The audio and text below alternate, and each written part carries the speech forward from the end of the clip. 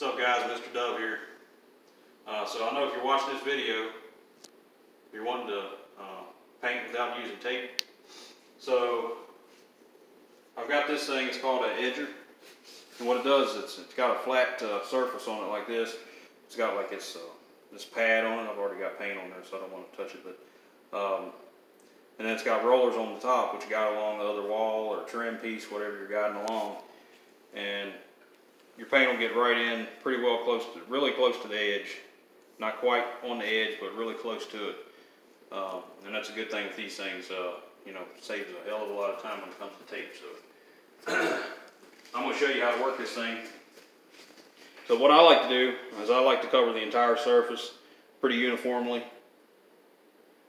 So I like to, you know, kind of get a roller pan or something like that and just kind of make sure I got enough paint on the front side.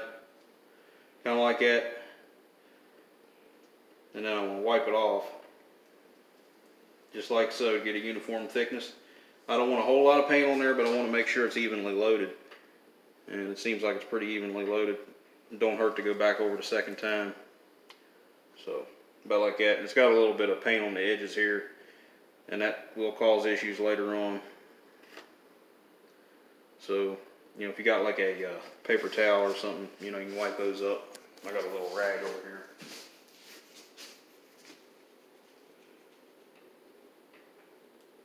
You just want to make sure you don't get any paint on them rollers. Once you get paint on them rollers, you might as well just stop, clean them up, or wait for it to dry or something.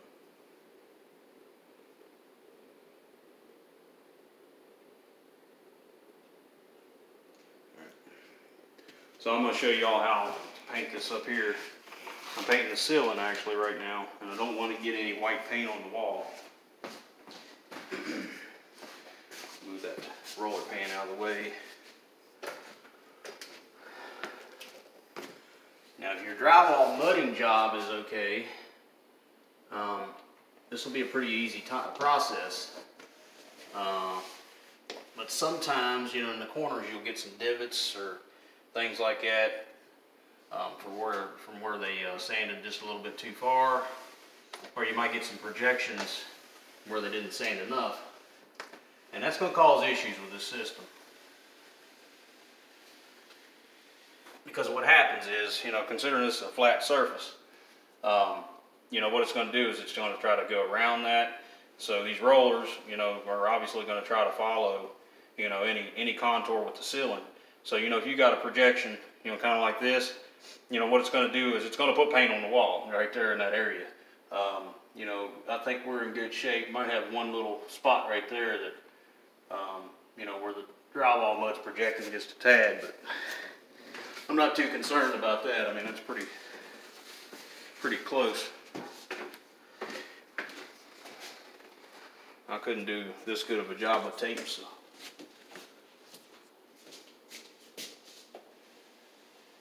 I'm not a professional by any means, guys. I just doing my own painting.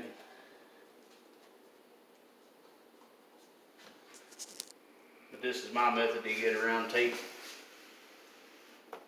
This tape takes forever. I mean, as you can tell, this is kind of a tricky spot. So, you know, if you can use this thing in this area, you can use it easily in areas around trim and things like that. I'm not sure what the dimensions are on this thing, maybe 3 by 5 or something. So, you know, that's going to be an issue like if you're in tight areas where you got like, where you got a wall and then you got trim, and then you got, you know, just maybe an inch or two of drywall in between, you won't be able to use this. But anything else,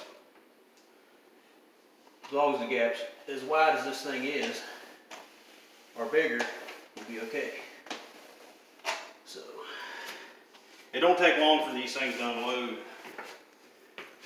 I really wish they would put some type of better material on here that hold a little bit more paint.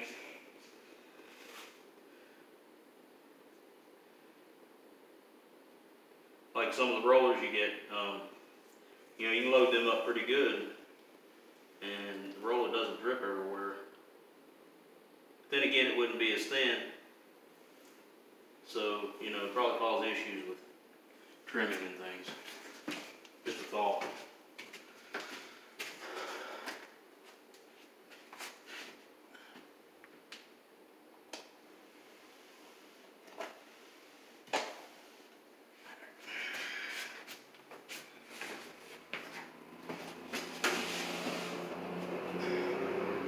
these inside corners that meet another inside corner, one horizontally, one vertically, those are a pain. You know, you're gonna have to get in there with a paintbrush.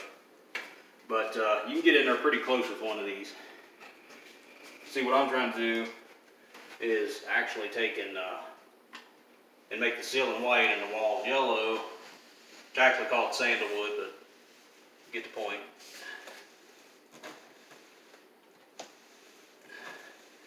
So I can't really do that with this system all at one time.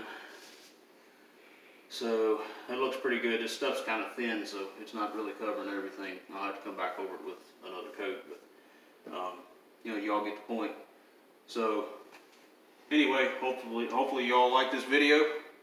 You know, rate, comment, subscribe, all that fun stuff. See you on the next one.